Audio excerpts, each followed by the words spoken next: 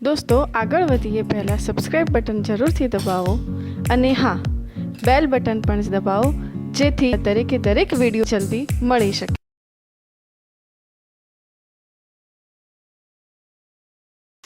નમસ્કાર વિદ્યાર્થી મિત્રો, કાર્ય ઉર્જા પ્રમેયના આજના લેક્ચરમાં આપનું હાર્દિક સ્વાગત છે.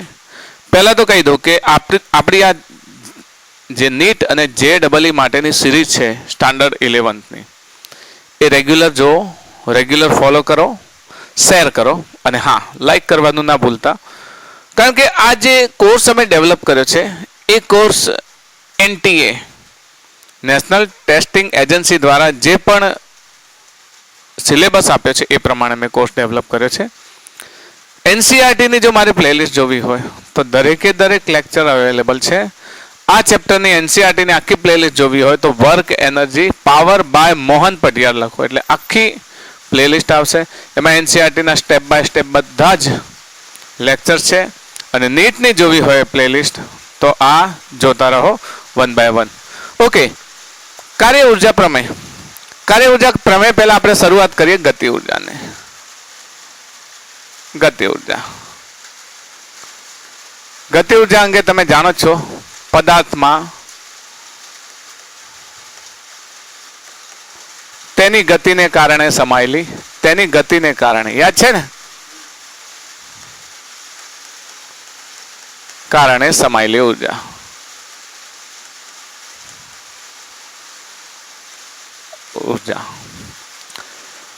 ગતિ ઉર્જાને આપણે કહીશું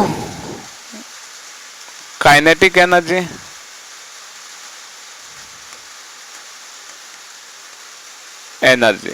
ઓકે. ઇન શોર્ટ આપણે શું કહીશું, KE, કાઇનેટિક એનર્જી. જો કોઈ પદાર્થ ગતિ કરે છે આ પ્રમાણે, કોઈ પદાર્થ ગતિ કરી રહ્યો છે, m દળનો પદાર્થ ધારો કે ગતિ કરી રહ્યા છે,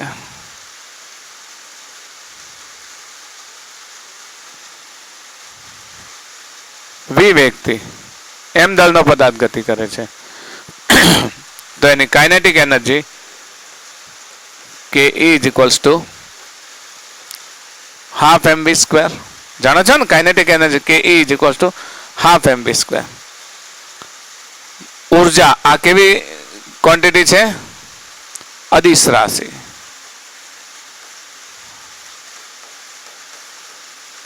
એકમ તો તમે જાણો છો, એક ઉર્જાનો જે એકમ છે એ જાનો એકમ છે. ઉર્જાનો એકમ શું છે, જૂલ.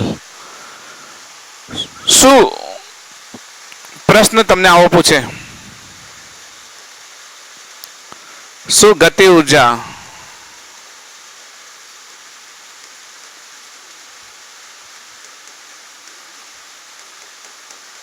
નિર્દેશ ફ્રેમ પર આધાર રાખે છે?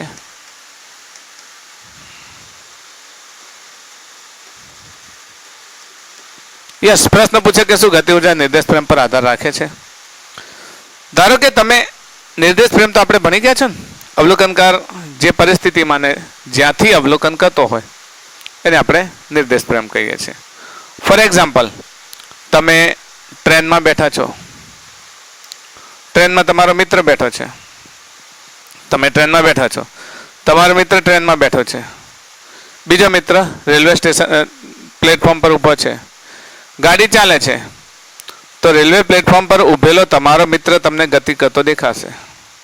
કારણ કે તમે ગતિમાન નિર્દેશ ફ્રેમમાં છો એટલે સામેની વ્યક્તિ તમને ગતિ કરતી દેખાશે.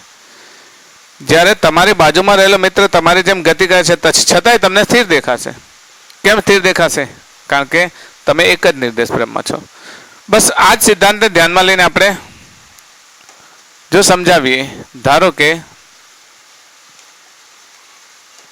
એક નિર્દેશ ફ્રેમ છે,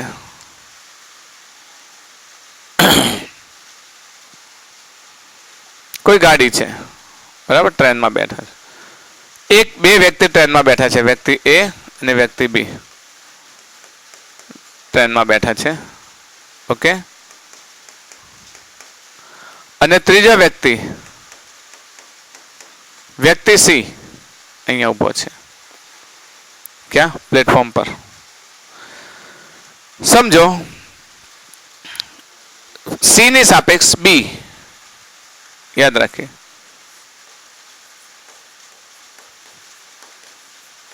સી ની સાપેક્ષ બી ની ગતિ ઉર્જા.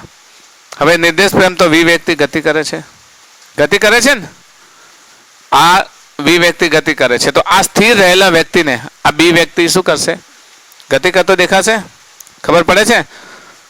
તો સી ની સાપેક્ષ બી માટે ગતિ ઉર્જા કોની? બી ની કેટલી લાગશે? હાફ એમ વી સ્ક્વેર લખશે ને, બી ની ગતિ ઉર્જા. હવે એ વ્યક્તિ બી ને જુએ છે, આમ પાસે બેસેલા જુએ છે, તો પાસે બેસેલો તો એને કેવો લાગે છે? સ્થિર લાગે છે. સ્થિર લાગે છે. તો બી ની એ ની સાપેક્ષ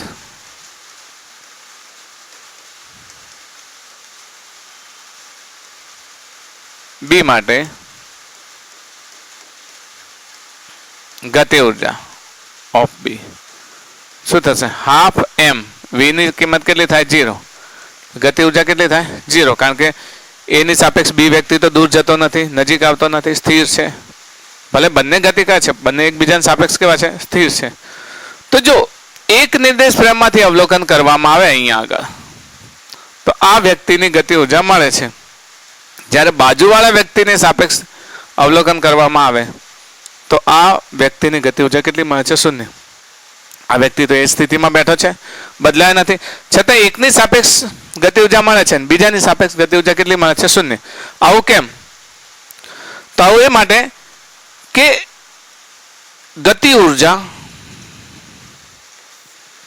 એ નિર્દેશ પ્રેમ પર આધાર રાખે છે. યસ, હા, ગતિ ઉર્જા એ નિર્દેશ પ્રેમ પર આધારિત છે.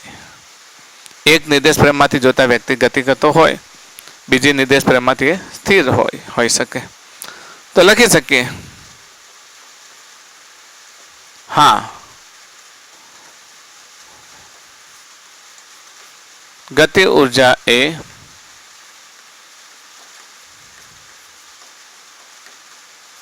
નિર્દેશ પ્રેમ પર આધાર રાખે છે.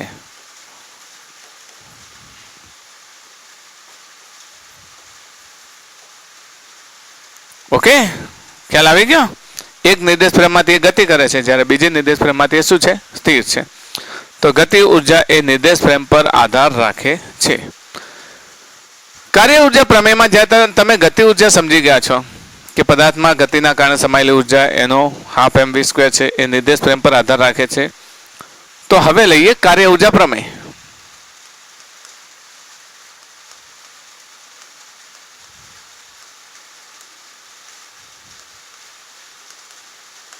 Work energy theorem.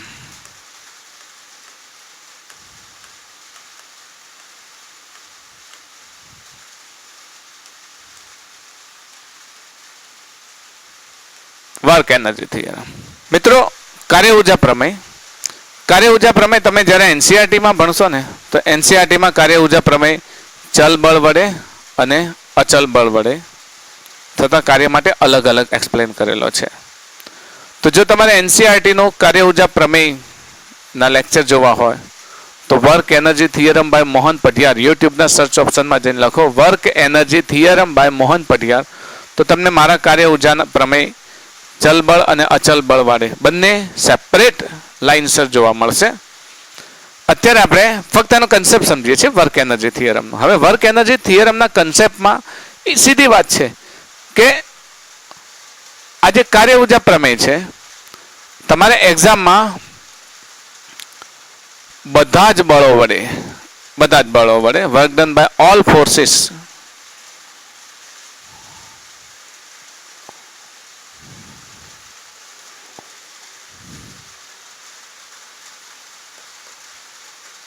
બધા જ બળો વડે થયેલું કાર્ય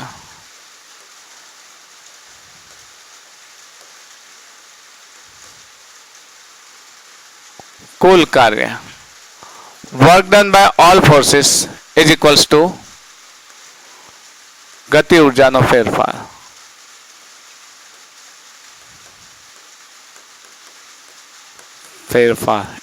in short,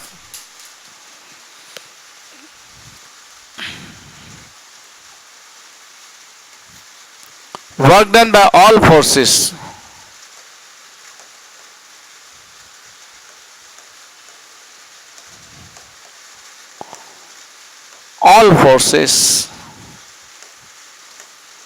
is equals to change in kinetic energy. Okay, change in kinetic. આપણે બળો વિશે સમજી ગયા. બધા જ બળો, કોઈ પણ પદાર્થ પર ઘણા બધા બળો લાગે. એક પદાર્થ તમે લઈ લો, દાખલા તરીકે કોઈ સીધો ગતિ કરતા પદાર્થની જ વાત કરીએ ને આપણે, જે આપણે વારંવાર ઉપયોગ કરીએ છીએ. આ એક પદ છે, એક પદ પર એક પદાર્થ ગતિ કરે છે. તો આ પદાર્થ પર ધારો કે એક્સટર્નલ ફોર્સ F લાગે છે. પહેલું F એક્સટર્નલ ફોર્સ લાગે, પહેલો ફોર્સ, બરાબર. બીજું ફોર્સ ફ્રિક્શન ફોર્સ લાગે, ફ્રિક્શન ફોર્સ. ત્રીજું ફોર્સ ગ્રેવિટેશન ફોર્સ લાગે. ચોથો ફોર્સ નોર્મલ ફોર્સ લાગે. હજુ બીજા ઘણા બધા, હવાનું અવરોધક બળ હોય, ઇન્ટરનલ ફોર્સ હોય, એક્સટર્નલ ફોર્સ હોય. તો ફોર્સિસ તો ઘણા બધા છે. આ બધા જ ફોર્સ વડે થયેલું કુલ કાર્ય, મતલબ બળ કયા કયા હોઈ શકે?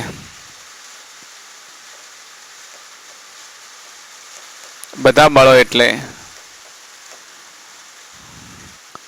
આંતરિક બળ,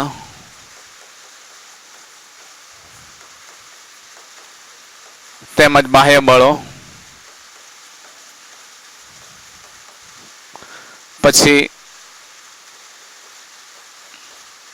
ગુરુત્વાકર્ષણ બળ,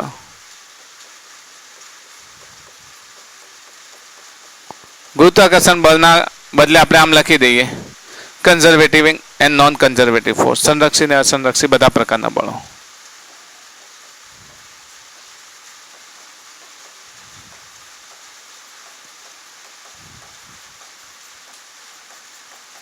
બધા જ external force, internal force, conservative force, non conservative force, friction force, all kind of forces. તો આ બધા જ બળો દ્વારા થતું કાર્ય, એ કાર્ય ચેન્જ ઇન કાઇનેટિક એનર્જી જેટલું હોય છે. ઇન શોર્ટ, સમીકરણ સ્વરૂપે તમે કેવી રીતે લખી શકો?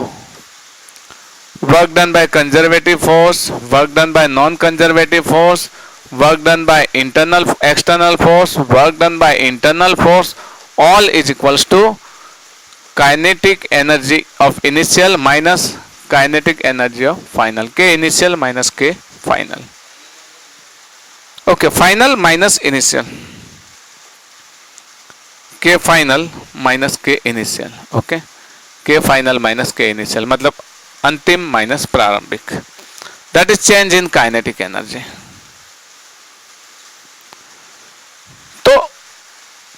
Work done by all force W by all forces is equals to delta K. This is simple formation. આ સીધું સમીકરણ છે. Work done by all forces, conservative, non-conservative, external, internal, all forces, જેટલા બળો લાગે છે એટલા બરાબર kinetic energy final minus kinetic energy initial means delta K. આને પ્રૂફ પણ કરી શકાય. प्रूफ करिए चलो.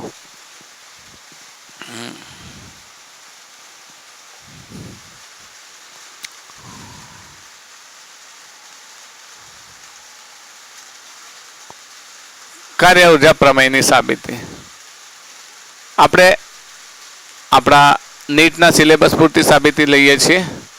ઓકે, તો કાર્ય ઉર્જા પ્રમેયને સાબિત કેવી રીતે કરીશું?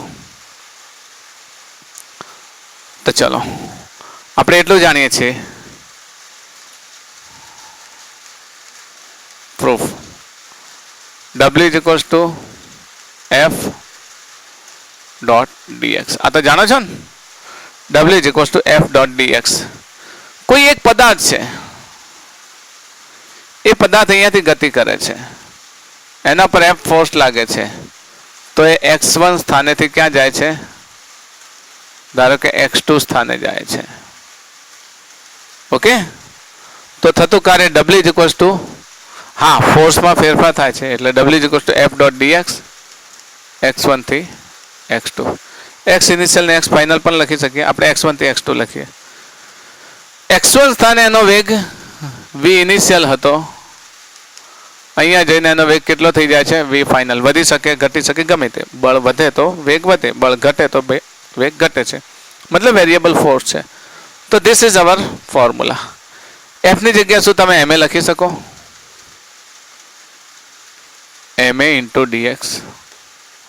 This is x1 to x2. હવે એ અંગે આપણે આગળ ભણી ગયા છીએ. એ બરાબર શું છે? dv upon dx, sorry dv upon dt. વેગનું સમયની સાપેક્ષે derivation of velocity with respect to time. તમે એને dx વડે ગુણો, યાદ આવે છે? dx વડે ભાગો તો dx upon dt v થશે, dv upon dx તો v dv upon dx લખી શકીએ ને એની જગ્યાએ. યાદ છે ને? આપણે આનો ઉપયોગ આગળ કરી ચૂક્યા છીએ. તો લેટ્સ મૂવ હિયર. x1 થી x2 m એની જગ્યાએ v dv upon dx into dx. dx cancel તો x1 x2 લિમિટ જતી રહેશે. v1 v2 આવશે. અહીંયા v ઇનિશિયલ અને v ફાઇનલ. તો લિમિટ પણ એ જ થશે. m કોન્સ્ટન્ટ છે, m ક્યાં આવશે? 12. તો શું રહેશે? v dv. હવે v ઇનિશિયલ થી ક્યાં સુધી? v final. કારણ કે x જતા રહે એટલે આ લિમિટના બદલે આપણે કઈ લિમિટ લઈ લીધી? ઇનિશિયલ ફાઇનલ વાળી. આપણે જાણીએ છીએ ને x dx is equals to x square by 2. જાણો છો ને? તો ડિફરન્સિએશન એનું integration w is equals to m. અહીંયા શું થશે? v square by 2 v initial v final. આ તમને ખ્યાલ આવ્યો? Upper limit minus lower limit. તો w is equals to m upper limit v final square by 2 minus v initial square by 2. That is 1/2 mv final square minus 1/2 mv initial square. That will be kinetic energy of final minus kinetic energy of initial. That will be delta k. સાબિત થઈ ગયો? કાર્ય ઉર્જા પ્રમેય બહુ સરળતાથી અને ઇઝીથી આપણે સાબિત કરી શકીએ. કારણ કે અહીંયા લિમિટ આપણે x1 થી x2 હતી, પણ dx કેન્સલ કરતા હવે લિમિટ શિફ્ટ થઈને શામાં થઈ જશે? v1 થી v2 માં થઈ જશે. હવે જો તમે કાર્ય ઉર્જા પ્રમેય જાણતા હો તો ઘણા એવા દાખલા છે કે જેનો સરળતાથી જવાબ લાવી શકો. કોઈ ઉપાય નહીં થાય તમારે કે અહીંયા કાર્ય શોધવું કઈ રીતે. નોર્મલી કાર્ય શોધવું હોય તો આપણી પાસે સીધું સૂત્ર છે ફોર્સ ઇન્ટુ ડિસ્પ્લેસમેન્ટ. જાણો છો ને? પણ અહીંયા વર્ક ડન માટેનું સૂત્ર તમને ફોર્સનું આપેલું હોય, ફોર્સ અલગ ફોર્મમાં આપેલું હોય, ડિસ્પ્લેસમેન્ટ અલગ ફોર્મમાં આપેલું હોય, ડિસ્પ્લેસમેન્ટ ન આપેલું હોય તો તમે કઈ રીતે અહીંયા મેળવશો? અલગ અલગ એક્ઝામ્પલ દ્વારા લઈએ. ચલો શરૂ કરીએ. Question number 1.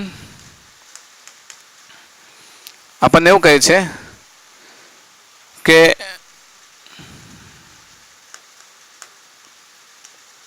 એક 5 કિલોગ્રામના પદાર્થ પર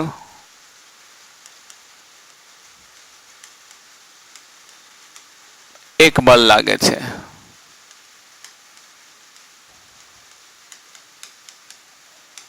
હવે આ બળની અસર હેઠળ પદાર્થ સ્થાનાંતર કરે છે. તો v વર્સસ t નો ગ્રાફ આપેલો છે. આ બળની અસર હેઠળ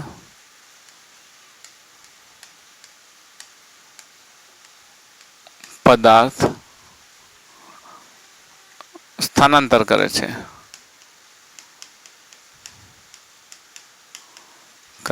એના માટે v વર્સસ t નો ગ્રાફ આપેલો છે.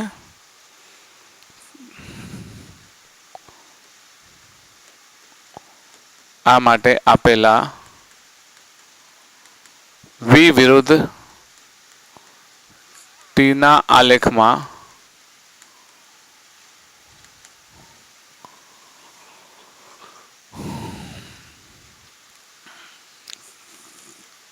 કાર્ય શોધો. ઓકે, એક ગ્રાફ લઈ લઈએ. ગ્રાફ આ પ્રમાણે લઈ લો. આ 8 metre per second square, v versus t નો આલેખ આપેલો છે, અને આ 4 સેકન્ડ આપેલો છે, 4 સેકન્ડ. ઓકે, તો સમજીએ આપણે ઇનિશિયલ વેલોસિટી કેટલી છે. અહીંયા v ઇનિશિયલ કેટલી છે, શરૂઆતનો વેગ કેટલો આપી દીધો છે. હા, v ઇનિશિયલ આપણને 8 મીટર પર સેકન્ડ અને v ફાઇનલ 0. અહીંયા 0 થાય છે ને અંતે. v final 0 metre per second square. એમ આપી દીધો છે, એમ આપી દીધો છે ને. તો વર્ક ડન કયું ઇક્વેશન લઈશું? Work done is equals to kinetic energy final minus kinetic energy initial. તો half m v final square minus half m v initial square. Okay, half m બહાર લઈ લઈએ તો શું થશે? v final square minus v initial square. Half m, m કેટલા છે? 5 kg. v final square 8 square minus 0 square. That will be half m 5 64 32 160. That will be joule. અહીંયા તમને લાગે છે ક્યાંક મિસ્ટેક લાગે છે? યસ, v ફાઇનલ કેટલા છે? 0. એટલે અહીંયા શું થશે? 0. 0 સ્ક્વેર માઇનસ 8 સ્ક્વેર એટલે અહીંયા શું આવશે? માઇનસ 32 થશે ને. 64 માઇનસ છે એટલે માઇનસ 32 એટલે જવાબ શું આવશે? માઇનસ. હવે અહીંયા પ્લસ માઇનસ ચિહ્નના આધારે આપણે વર્ક ડન ગણવાનું છે. તો જો વર્ક ડન પોઝિટિવ આવે, ધન આવે, તો વર્ક ડન બાય સિસ્ટમ. અને જો જો પોઝિટિવ આવે તો વર્ક ડન ઓન સિસ્ટમ, કારણ કે એની એનર્જી ઇન્ક્રીઝ થાય. આગળ આપણે મેં તમને કહી દીધું છે કે જો કાર્ય કેવું હોય? પોઝિટિવ, તો તંત્રની ઉર્જા શું થાય છે? વધે છે, energy increase. And work done is negative, તો તંત્રની ઉર્જા શું થાય છે? ઘટે છે, એનર્જી ડિક્રીઝિંગ. અહીંયા ઇનિશિયલ વેલોસિટી 8 છે અને ફાઇનલ કેટલી થાય છે? 0. તો વેલોસિટી શું થાય છે? ડિક્રીઝ. વેલોસિટી ડિક્રીઝ થાય છે. વેગ ઘટવો એનો અર્થ શું થયો? ઉર્જા વપરાય છે, energy is spending, energy use થાય છે, ઉપયોગ થાય છે. ને ઉપયોગ થશે એટલે વર્ક ડન કેવું આવશે? નેગેટિવ. તો અહીંયા શું લખીશું? તંત્ર દ્વારા કાર્ય થાય છે. યાદ રહેશે? આ બે નોર્મ્સ યાદ રાખજો. If work done is positive, then it is did by system, and if work done is negative, then work is done on system and work is done by system. मतलब તંત્ર પર કાર્ય થાય છે પોઝિટિવ હોય તો તંત્ર દ્વારા, ને તંત્ર પર કાર્ય થાય તો એનર્જી શું થાય? વધે. વધે એટલે વર્ક કેવું આવે? પોઝિટિવ. ને તંત્ર દ્વારા કાર્ય થાય તો એનર્જી કેવું થાય? ઘટે. અને કાર્ય કેવું આવે? નેગેટિવ. ઓકે, આપણે હજુ 2-3 એક્ઝામ્પલ લઈએ એટલે તમને વધારે ખ્યાલ આવે કે કઈ રીતે આપણે વર્ક એનર્જી થિયરમ. કારણ કે વર્ક એનર્જી થિયરમ એક એવું ટર્મ છે કે એવા દાખલાઓ કે જેમાં કાર્ય તમે શોધી શકતા નથી અથવા કોમ્પ્લિકેટેડ છે, એમાં વર્ક ડનનો થિયરમ લગાવો એટલે ઇઝીલી તમે જવાબ આપી શકો. In 30 second you can give answer in 30 second. Okay, તો લઈ લઈએ. 1 કિલોગ્રામ પદાર્થનો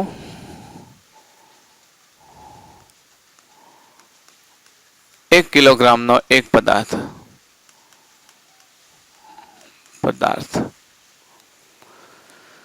કોઈ ફોર્સ દ્વારા કોઈ બળની અસર હેઠળ ગતિ કરે છે.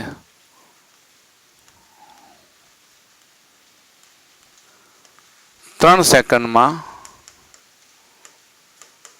થયેલ કાર્ય શોધો. શું કરીશું? બોલો. અહીંયા એમ આપી દીધું છે, m is equals to 2 kg. But v initial and v final આપેલું નથી. શું કરશો? બોલો. V initial and v final આપેલું નથી, બટ ડિસ્પ્લેસમેન્ટનું ટર્મ્સ આપેલું છે ને. હા, તો S is equals to what will be S T square plus 2t plus 6. Okay, આ તો ડિસ્પ્લેસમેન્ટનું છે. t0 લેશો તો ડિસ્પ્લેસમેન્ટ મળશે, t3 લેશો તો ડિસ્પ્લેસમેન્ટ મળશે.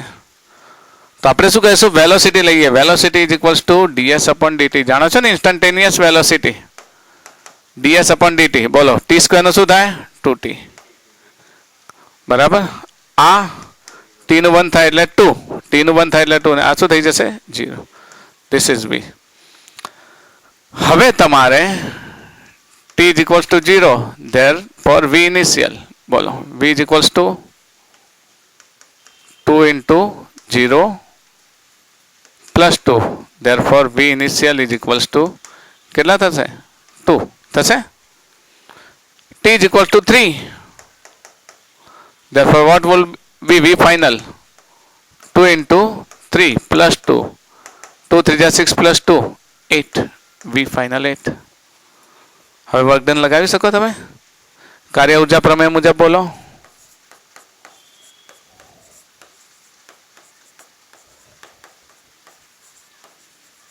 વર્કડન W ઇઝ ઇક્વલ્સ ટુ બોલો half m v final square minus v initial square.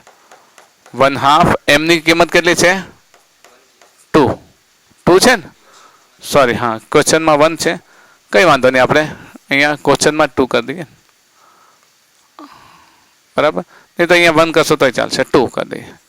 વી ફાઇનલ કેટલા છે? 8 square minus V initial 2 square. 2 2 cancel. 8 square 64 minus 4 60. Work done by this system is 60 joule. 60 joule કાર્ય એટલે positive work છે. એ તો દેખાય છે કે સ્થાનાંતરનું સમીકરણ છે ને વેલોસિટી પણ પોઝિટિવ મળે છે, એટલે આપણને વેલોસિટી ઇન્ક્રીઝ થાય છે, વધે છે, એટલે વર્ક ડન કેવું મળશે? પોઝિટિવ. પણ અહીંયા ખાસ સમજજો, ફરીથી કહું છું, પેલામાં ગ્રાફ પરથી મેળવ્યું હતું, અહીંયા ગ્રાફ નથી, અહીંયા દળ છે અને સ્થાનાંતરનું સમીકરણ આપેલું છે. સ્થાનાંતર પરથી વેગ મેળવવો આપણે જાણીએ છીએ, વેગના બંને ટર્મ્સ આપણે જાણીએ છીએ, અને બંને ટર્મ્સ પરથી વર્ક એનર્જી થિયરમ આપણે લગાવી દીધો. ઓકે, હજુ દાખલાને થોડુંક ફેરવીને આપે. દાખલા તરીકે આમ કરી શકીએ કે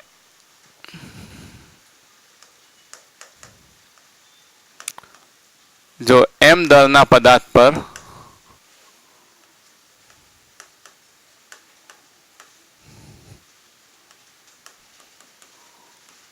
થતું કાર્ય શોધો. દાખલો હમણાં ગણાવ્યો એવો જ છે, બટ તમે જાતે ટ્રાય કરો, વિડીયોને પોઝ કરી અને ટ્રાય કરો. જો તો અહીંયા આપણે m દળનો પદાર્થ પર કોઈ બાહ્ય બળ લાગે તો તેનું સ્થાનાંતર t સમયમાં x થાય, તો આ સમીકરણ આપી દીધું છે. સમીકરણ t બરાબર √x + 2. તો 0 થી 6 સેકન્ડમાં 0 થી 2 સેકન્ડમાં બે કાર્ય મેં કહ્યા છે. શરૂઆત કરીએ આપણે. ચલો, m બરાબર એમ જ આપી દીધું છે. ઓકે, દળનું કોઈ માપ નથી આપ્યું. આપણે work done in 6 second and work done in 2 second બે લેવા છે. તો અહીંયા આપણને t આપી દીધું છે, t = √x + 2. આના પરથી v મેળવવો છે. શું કરશો? √x ને કરતા બનાવીએ, કારણ કે આ સ્થાનાંતરને કરતા બનાવવું પડશે. તો √x = t - 2, x = t - 2 નો સ્ક્વેર એટલે t² - 4t + 4 થશે. t² - 4t + 4. આપણે જોઈએ છે v, તો v = dx/dt. તો dx/dt ડાયરેક્ટ જ આનું શું થશે? 2t - 4. આ 4નું તો 0 થઈ જશે. ઓકે, પહેલું લઈ લઈએ. ચલો, t = 0 માટે v ઇનિશિયલ કેટલું થશે? 2 × 0 - 4. That will be -4 v initial. Sorry, 0 + 4. હા, -4. અને t = 6 માટે v final શું થશે? 2 × 6 - 4. 2 6 12 - 4 એટલે 8 v final. તો work done = m half m v final square minus v initial square. Half m v final 8 square minus કેટલા છે? -4 square. This will be also positive. તો 8 × 8 = 64 - 16 કેટલા થશે? 48 ભાગ્યા 2 તો 24 m. m ની તમને કોઈ કિંમત આપે 2 કિલો 5 કિલો 10 કિલો તો તમે મૂકી શકો. Okay, second one. આપણી પાસે v નું સૂત્ર તો છે જ. કેટલું છે? એ જ 2t - 4 t initial = 0. Therefore v initial = -4 થશે ને? 2 × 0. t final = 2. તો v final = 2 × 2 -4. તો v final = 0. તો શું થશે? Work done in 0 to 2 second. 1/2 m v final 0 square minus v initial -4 square. તો કેટલું થશે? 4 square 16/2 એટલે 8m. w = 8m. ના, હા, નેગેટિવ આવશે. 16 square -8m. અહીંયા જૂલ. બોલો, આ વર્ક ડન ઓન સિસ્ટમ, ના વર્ક ડન બાય સિસ્ટમ અને વર્ક ડન ઓન સિસ્ટમ. ખ્યાલ આવે છે? આમાં એવું છે કે વેગ 2 સેકન્ડ સુધી ઘટે છે ને પછી વેગ વધે છે. આનો અર્થ એવો થાય, આ ઇક્વેશનનો અર્થ એવો થાય. અહીંયા બસ સમજવાનું એટલું છે કે તમને દળ આપી દીધું છે અને અહીંયા સ્થાનાંતર છે ને એ સ્થાનાંતર ટી ના વિધેય સ્વરૂપે આપ્યું છે. એટલે સ્થાનાંતરને કરતા બનાવી અને dv/dx કરીને dx/dt કરીને વેગ લઈ લો. પછી ટી ની બંને કિંમતો મૂકશો એટલે v ઇનિશિયલ v ફાઇનલ મળશે અને પછી તમે વર્ક ડન આરામથી નીકાળી શકશો. ઓકે, તો હજુ એક બીજો ક્વેશ્ચન લઈ લઈએ. અહીંયા ક્વેશ્ચન એવો લઈએ કે હવે બંને અચળ સ્વરૂપે લઈએ કે 2 કિલોગ્રામ દળ પર કોઈ બળ લાગે છે. 2 કિલોગ્રામ દળના પદાર્થ પર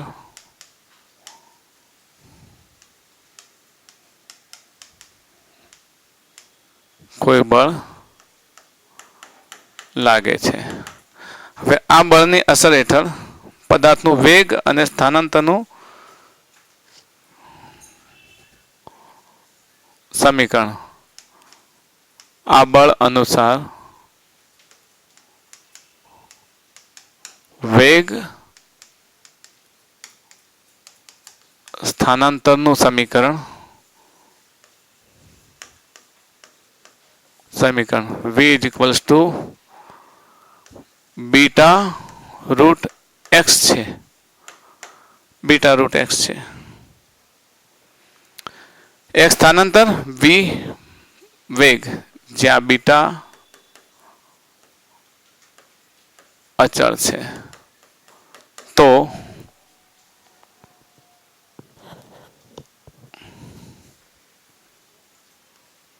x બરાબર 0 થી x બરાબર a સ્થાનાંતર માટે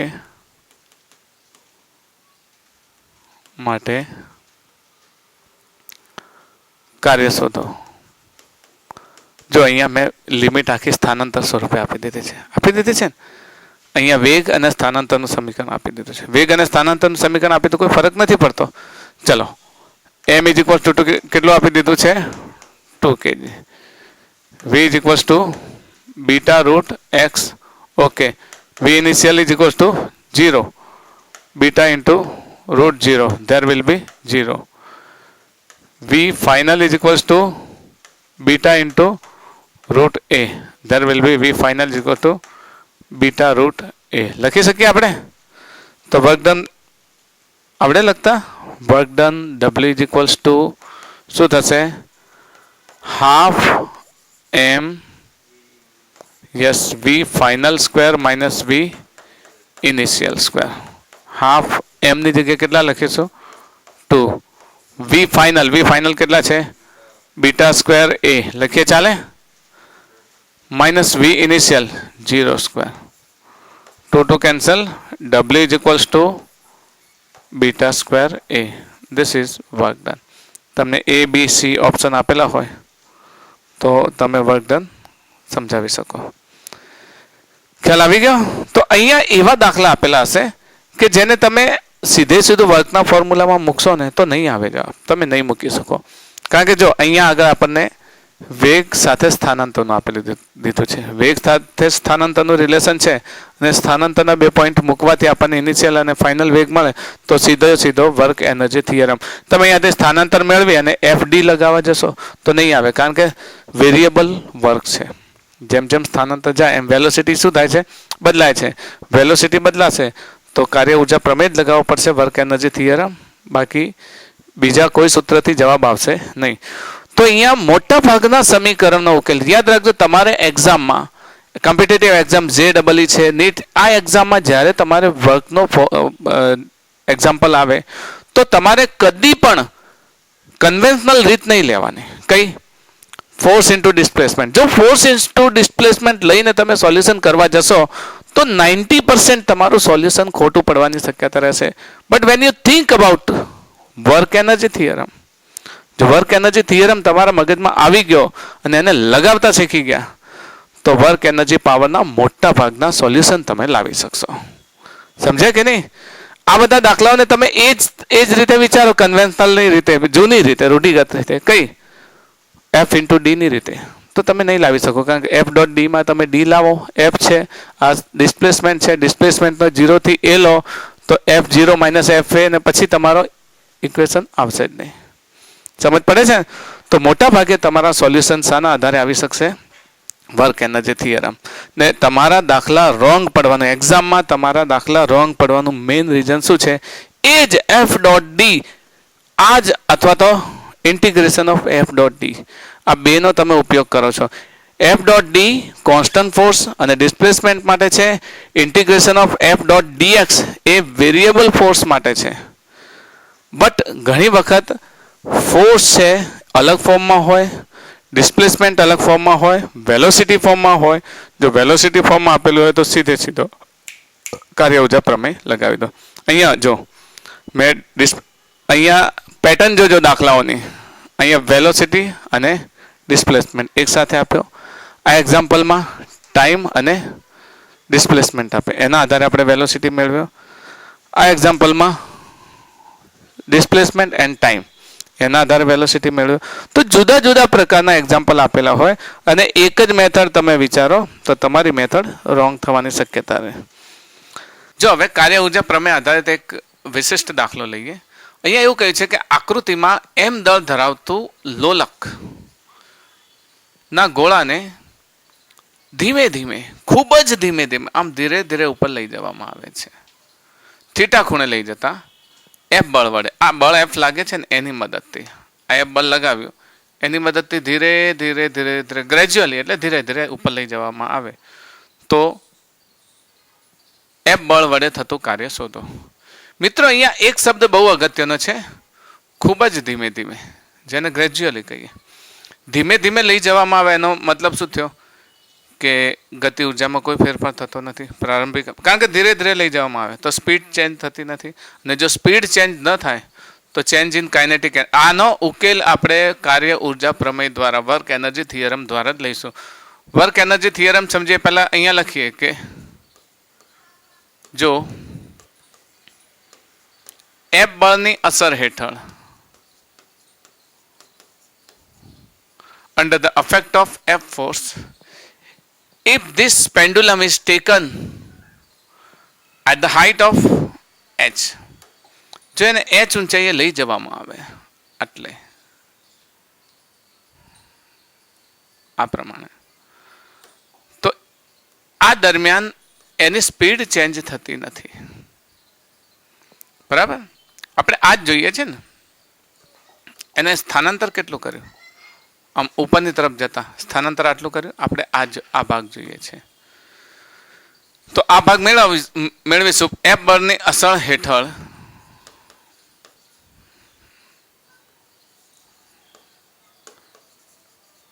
ધીમે ધીમે લઈ જતા એની સ્પીડ ચેન્જ નથી થતી. મતલબ kinetic energy initial is equals to kinetic energy final. મતલબ ડેલ્ટા કે ઇઝ ઇક્વલ્સ ટુ કેટલો થશે? 0. આ વર્ડ આ યાદ રાખજો, gradually in the affect of F force. મતલબ એફ બળની અસર હેઠળ ધીરે ધીરે આટલે ઉપર લઈ જવામાં આવે છે. ચલો, તો એને સ્થાનાંતર કેટલું કર્યું? તો એને સ્થાનાંતર આટલું કર્યું છે. એ સ્થાનાંતર આપણે સમજવાનું છે. આ સ્થાનાંતર આપણે મેળવીશું કેવી રીતે? તો તમે જાણો છો કે આ જો એલ છે તો આટલો આપણે મેળવી શકીએ. આટલો શું થશે? એલ કોસ થીટા થશે. થીટાની પાછળની બાજુ એટલે એલ કોસ થીટા થશે. તો આટલો ભાગ શું થશે? L minus L cos theta થશે ને, આટલું સ્થાનાંતર. તો એફ બળની અસર હેઠળ એલ કોસ થીટા આપણે સ્થાનાંતર આ તરફ કરવાનું છે. યસ, સ્થાનાંતર આ રહ્યું, એનું પાર્શ્વીય સ્થાનાંતર આટલું લેવાનું છે. આ દિશામાં ગતિ ઉર્જામાં ફેરફાર થતો નથી, પણ આ દિશામાં સ્થાનાંતર લેવાનું છે. અને આ દિશાનું સ્થાનાંતર આપણું કેટલું થશે? સમજો, આ થીટાની સામેની બાજુ પાછળની બાજુ L minus L cos theta. Okay, તો એફ બળની અસર હેઠળ કાર્ય ઉર્જા પ્રમેય મુજબ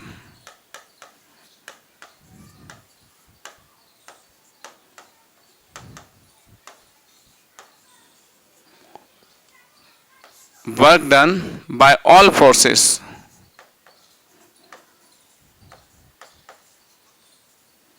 is equals to change in kinetic energy. બોલો, change in kinetic energy એટલે બધા જ અહીંયા લાગતા બળ કયા કયા? that is mg, p અને f. 3 ફોર્સ લાગે છે. તો work done by mg plus work done by t plus work done by f is equals to 0. બળ આ દિશામાં લાગે છે, સ્થાનાંતર ઉપરની તરફ જાય છે એટલે આ 0 થશે. ફોર્સ ટેન્શન ફોર્સ ઉપર લાગે છે, સ્થાનાંતર આ દિશામાં થાય છે તો આ પણ 0 થશે. mg દ્વારા થાય છે કે એ સ્થાનાંતર પણ ઉપર થાય છે અને ફોર્સ વિરુદ્ધ દિશામાં લાગે છે. જાણો છો ને? તો તમે શું લખશો?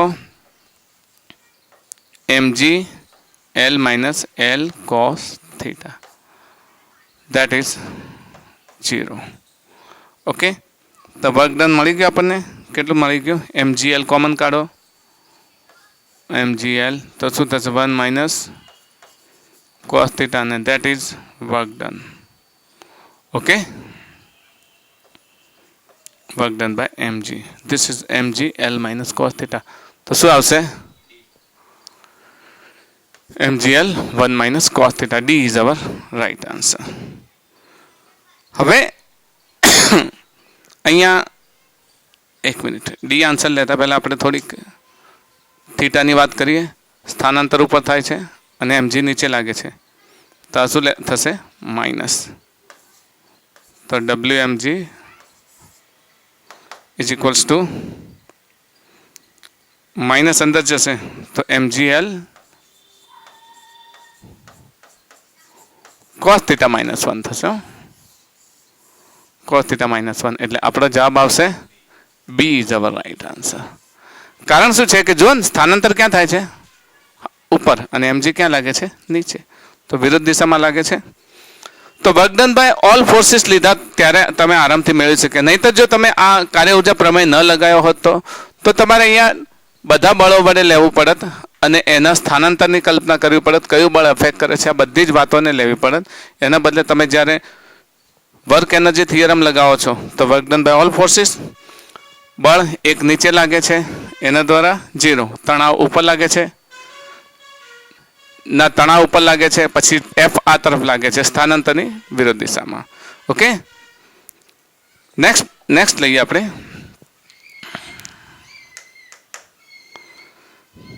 જો અહીંયા આગળ આપણને એવું કહ્યું છે કે 5 કિલોગ્રામના દડાને 20 મીટર ઊંચાઈએથી પડવા દેવામાં આવે છે at the height of 20 metre.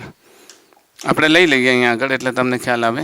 ધારો કે આ જમીન સપાટી છે, એનાથી 20 મીટર હાઇટ પરથી એક દડાને પડવા દેવામાં આવે છે. આ 20 મીટર હાઇટ અહીંયાથી આ દડાને પડવા દેવામાં આવે છે. આ દડો જ્યારે અહીંયાથી જમીન પર પહોંચે, ત્યારે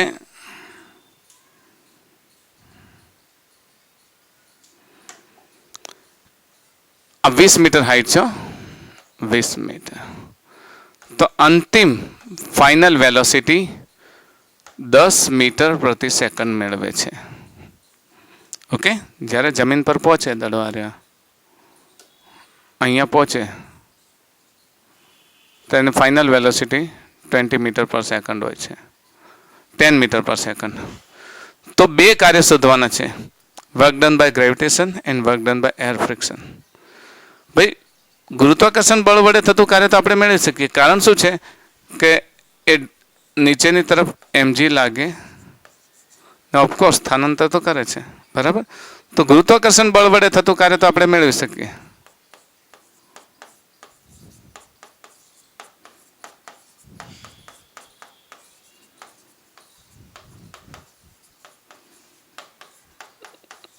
કાર્ય WMG ઇઝ ઇક્વલ્સ ટુ, જાણો છો ને, mg into h.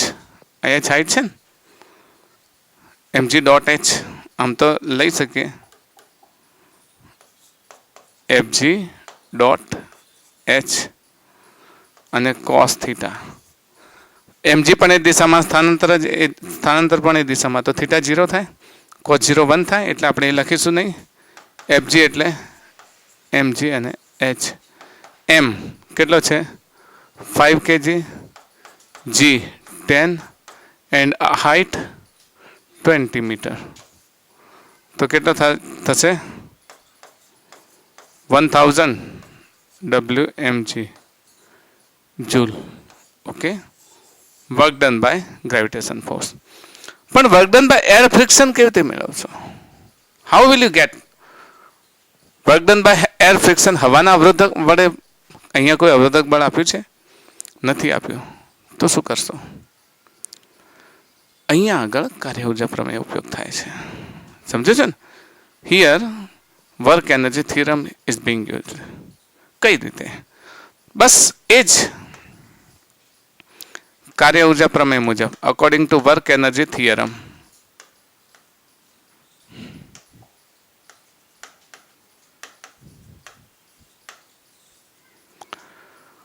Work done by all forces. અહીંયા કેટલા? બે ફોર્સ લાગે છે, એક ગ્રેવિટેશન ફોર્સ, બીજું હવાનું.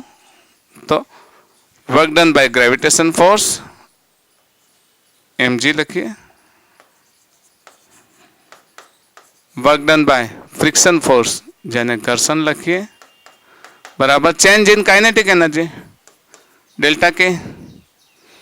વર્ક ડન બાય ગ્રેવિટેશન છે આપણી પાસે કેટલું? 1000 joule. Work done by friction શોધવાનું છે, ઘર્ષણ. Change in kinetic energy K final minus K initial. K final માટે mv² આપણે મૂકી શકીએ, તો K final minus K initial, that is 1000 plus w ઘર્ષણ બરાબર કે final half mv² minus mv final square અને half mv initial square. v ઇનિશિયલ મુક્ત પતન છે, પડવા દેવામાં આવે છે, તો શું થશે? 0. એટલે ફાઇનલ કાઇનેટિક એનર્જી તો 0 થશે. ઇનિશિયલ કાઇનેટિક એનર્જી હાફ લખો છો તમે. m કેટલા છે? 5 અને કેટલા છે? 10². 100 100 થશે 500 500 ભાગ્યા 2 એટલે 250. તો W ફ્રિક્શન ઘર્ષણ વડે થતું કાર્ય 250 માઇનસ 1000. તો W કેટલું થશે? Minus 750 joule. What is the reason of that? એનો અર્થ શું થયો કે 750 જૂલ એટલે ઘર્ષણ બળ વિરોધ કરે છે ઉપરની તરફ, બરાબર? એટલે અહીંયા વર્ક કેવું થશે? નેગેટિવ થશે. ચલો નેક્સ્ટ એક દાખલો લઈએ. જો હવે અહીંયા આગળ આપણને એક બળ આપી દીધું છે. આપણને કહે છે કે એ બળની અસર હેઠળ પદાર્થ 1 2 થી 4 1 પર જાય છે. બળ F = 2I + 3J 1 2 થી 4 1 પર જાય છે. તો તેનો પ્રારંભિક વેગ આપી દીધો છે V ઇનિશિયલ, અને દળ પણ આપી દીધું છે. તો તેનો પ્રારંભિક વેગ શોધો, તેનો અંતિમ વેગ આપી દીધો છે, અને પ્રારંભિક વેગ આપે છે, અંતિમ વેગ શોધો. અંતિમ વેગ શોધો. હો,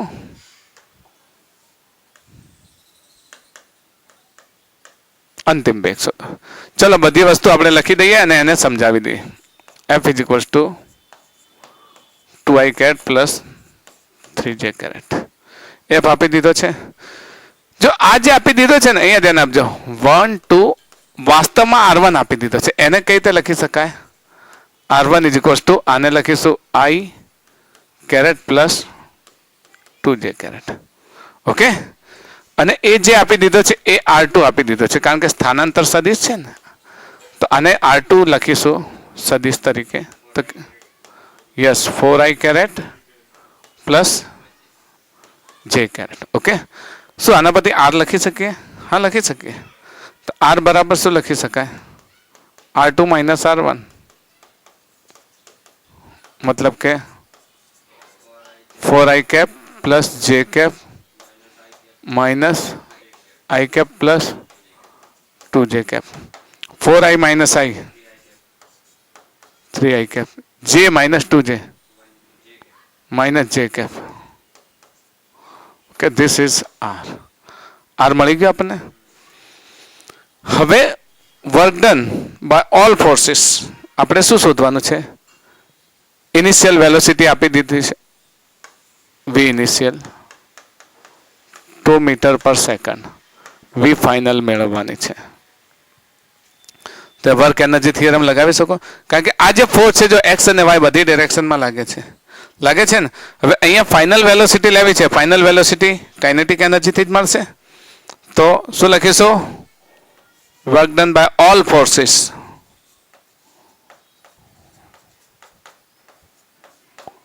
is equals to change in kinetic energy, મતલબ ½ m V final square - ½ m V initial square. બધા બળો વડે થતું કાર્ય એટલે શું લખી શકીએ?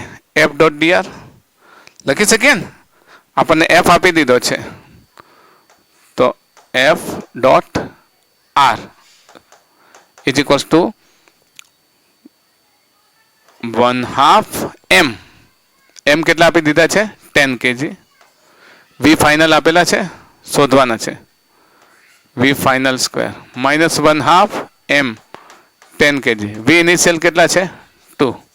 2 કેન્સલ. F.dr એટલે F આપેલો છે 2I + 3J. .dr 3I - J is equals to 2 cancel. V final શોધવાનો છે, તો અહીંયા 5, તો 5VF² - 10. 2 3 6. હા, 2² એટલે 2 રહેશે ને. 2 રહેશે એટલે કેટલા થશે? 20 થશે.